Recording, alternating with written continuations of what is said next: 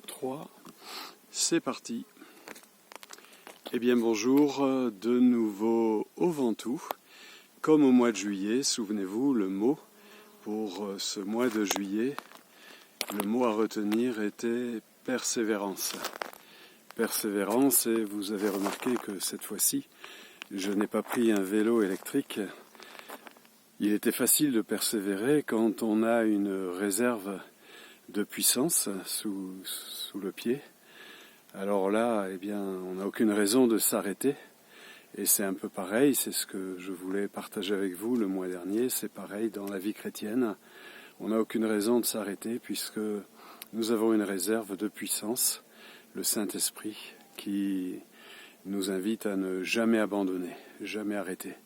Ce Mont Ventoux, c'est la 4e fois que je le monte, mais je dois dire qu'aujourd'hui, j'ai réglé un compte avec lui. En effet, il y a 2 ans, j'ai été contraint d'abandonner. Je me sentais pas bien, il faisait froid, la météo était pas bonne, j'avais mal dormi, enfin bref, j'avais toutes les excuses pour dire que le Ventoux était trop fort pour moi.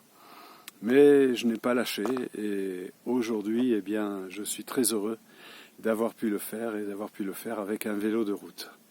Et le mot que je voudrais partager pour ce mois de septembre, c'est opiniâtreté. Opiniâtreté, c'est cette faculté de ne jamais lâcher l'affaire, mais c'est différent de la persévérance.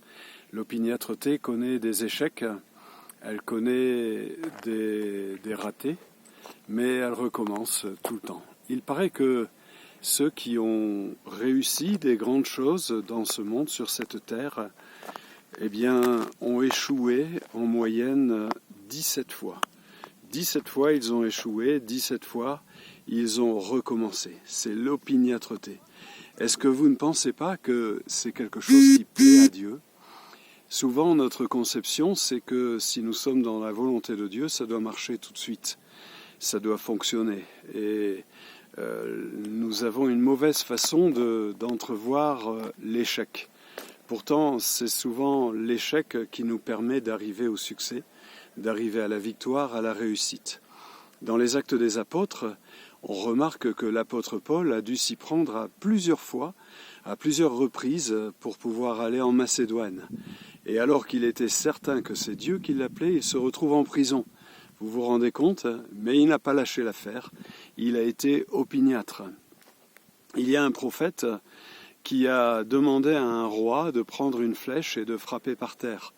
Ce roi a pris la flèche et il a frappé 3 fois seulement. Et le roi lui a dit « Pourquoi tu as frappé 3 fois ? Tu battras les Syriens seulement 3 fois. Tu aurais frappé 10 fois, tu les aurais battus 10 fois. » Eh bien, vous voyez, l'opiniâtreté, c'est ça. C'est de toujours recommencer, se relever, jusqu'à ce que ça marche. Nous avons une belle expérience dans ce domaine. Lorsque, dans les années 2000, nous avions organisé un grand rassemblement de jeunesse nationale et il a fallu, pour diverses raisons, l'annuler. Tout était par terre. Et pourtant, eh bien, dans mon cœur, je sentais qu'il fallait organiser quelque chose sur le plan national pour les jeunes. Alors j'ai réuni des collègues, je leur ai partagé mon désir et puis on a monté un projet. Et 1 semaine après, il n'y avait plus de projet. Les collègues sentaient que ce n'était pas pour eux. Alors je suis allé en voir d'autres. Et puis finalement, on a commencé le premier DNJ. Ça a été une vraie catastrophe sur le plan de la gestion. Une bénédiction pour les jeunes, mais sur le plan de la gestion, une catastrophe. Mais on en a fait un 2e, qui a été lui aussi une catastrophe. Et puis on en a fait un 3e. Et là, enfin, eh bien, ça a commencé à décoller. Et à force de ténacité, à force d'opiniâtreté, eh bien, DNJ est devenu ce qu'il est aujourd'hui. Et nous croyons qu'il a encore un bel avenir. Alors en cette rentrée, en septembre, vous avez des projets devant vous, vous avez des responsabilités, vous avez des combats, des objectifs. Vous allez entreprendre, vous allez faire aller les choses, déployer vos talents et vous allez peut-être connaître des échecs. Ne vous laissez pas arrêter par ça. Relevez-vous, recommencez. Et vous allez encore connaître des échecs. Relevez-vous, recommencez. Jusqu'au bout, jusqu'au sommet, jusqu'à la victoire. Vous allez voir, Dieu aime ce genre de qualité qui s'appelle l'opiniâtreté.